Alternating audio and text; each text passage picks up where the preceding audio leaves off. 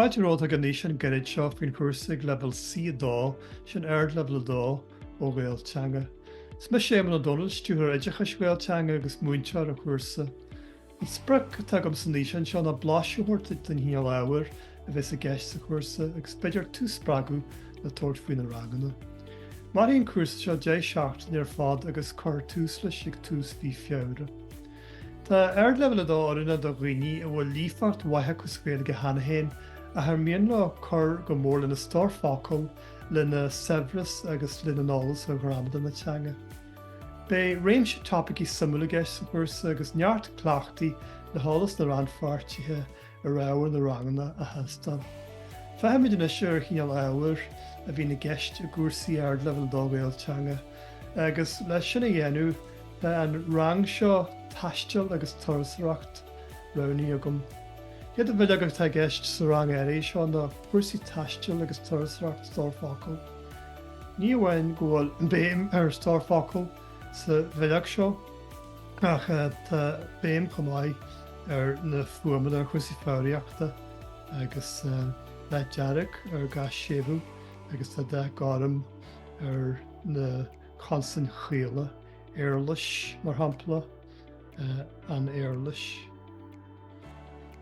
Agus seo gréad an teanga gortir béim leidir áthí sa rang sa Cúrsa éirí seo. Agus gré í an dhéantar fálaí in tí go minic agus Cúrsa Gaeilge. An dána beag an sin ná tíre in éisteachtaí agus rudaí ó hír éagsúla agus gramada tá gceist chuid mhaith sa bheileag seo. An bhelg as a melg nó as a bhelg basoltathú sa bhelg chun na Belge. Belgi sin duine nó daoine an tír. Gus rud an tír ná rud a bainte leis tír cethir bhelge. Agus an feadh bhfuil sébhúin seo ná gur animachail baninscine é cethir. BF Franca tá BF fernscine mar sin daine sébhú a bí gceistin seo. Agus sinnta álas breise tucha chuide le duna bheileag agus ag deireadh na beileag an sinnta tá Cleachtadh gen na habairt seo fhíseáin a bhéal agus deartar leis na fólamarí Cleachtadh mar sin dhéanú beidir an néanaar chuid an nám ná an an máirteanna chuide le an nám. Sin chéad bheileag eile atá le fáil sa rang sin na cúrsaí taisteal agus tuirsireachta plé. Tá ga cheist dégan seo le plé ag na fólamarí pléin siad na ceisna an ngrúpaí, bín trú na cethir an ngrúpa agus ní ga don na fólamarí na ceisna phléis nádan a bhfuil siad ar a bheileag seo spéidir le ceisna ranú le plé ar a seáil Tás an ggóil na ceisna measar a samú. Ag dearú an phléin sin ag dearú an phléin ngrúpaí pléin a muintear chuid na ceisna leis a rang. Tréin go Sankey Budapest nó Lisbon chiad bheileag eile seo alt ón nuachtain ar líne tuairis Cleachtaí agus mar cinn tú tá bearnaí le líonú san alt agus tána fhócail tá le curs na bearnaí le fáil sa bhosca seo a tá fhócail bhreise chuiste leis an ólamar a chur stré le dúchlan breise a chrú dánadaí. Agus déanaan na micléon Cleachtadh mar seo an na máirteanna go handúil. An sin na hairde, ué, has, hir, hair, etc. Agus an sin Cleachtadh bunaithe ar bheileag sin ever héon tá cónaíam a mala clia as minic a héim siar Conamara. Chiad bheileag eile sin na Seachain na béarlachas agus tá daoine an Cleachtadh seo go mór leis na fólamarí or dírithe an ar grá nósanna a bhín ag fólamarí na teanga go minic. Tá nithe mí neidir nó mí chruinne le fáil na habairt seo híos na tá dul bhéarlach chu déan thosaí ar legan níos ceart agus níos dúsaí ar fáil le go habairt. Tá Cleachtadh seo anús ar fád mar a tarníonn se aird nó bhólamarí mar dúirtme ar grá nósanna. Agus tá sé suasta téin mar hampla tá legan sin le fáil go measar a cáitianta sa bhéir inis ach ní legan dúchas é se brethirtaine fuaitaine tá sena legan mar sin níos nádara. Beidir go níortha ar an Cleachtadh éirí seo a bhí sin eile. Agus ag deirú an rangan sin bíon Cora cainte go seanfhocail le fáil go minic agus an bha go níoríimiid ar seo ná le chuidú leis na fólamarí chur le na Severus teanga. Agus an sin mar Ábhar go minic bíon Cleachtadh éisteachta a gceist.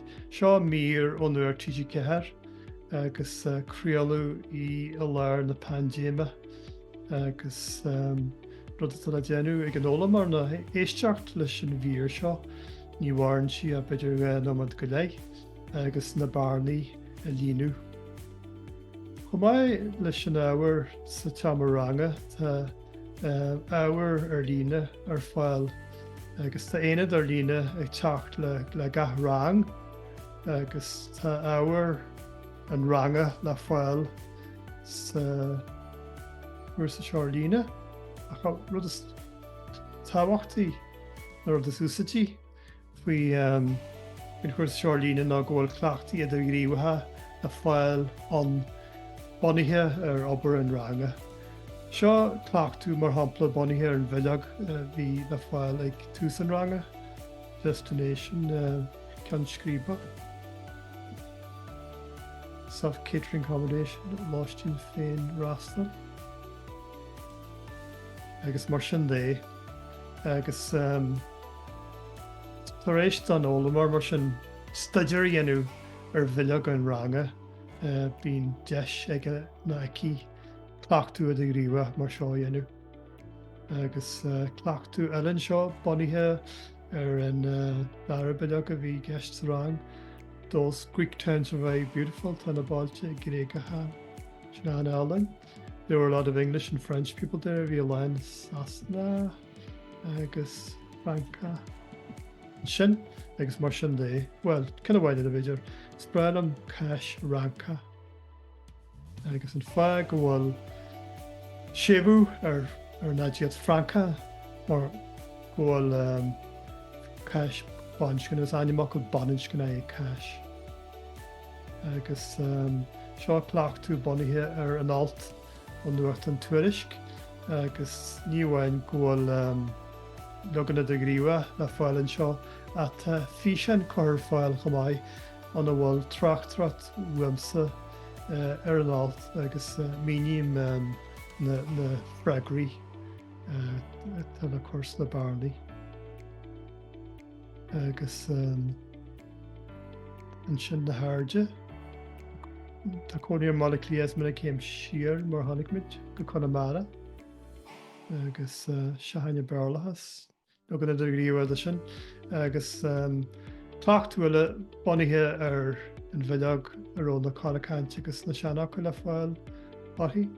He travelled around the world. Tíortha and Dawn.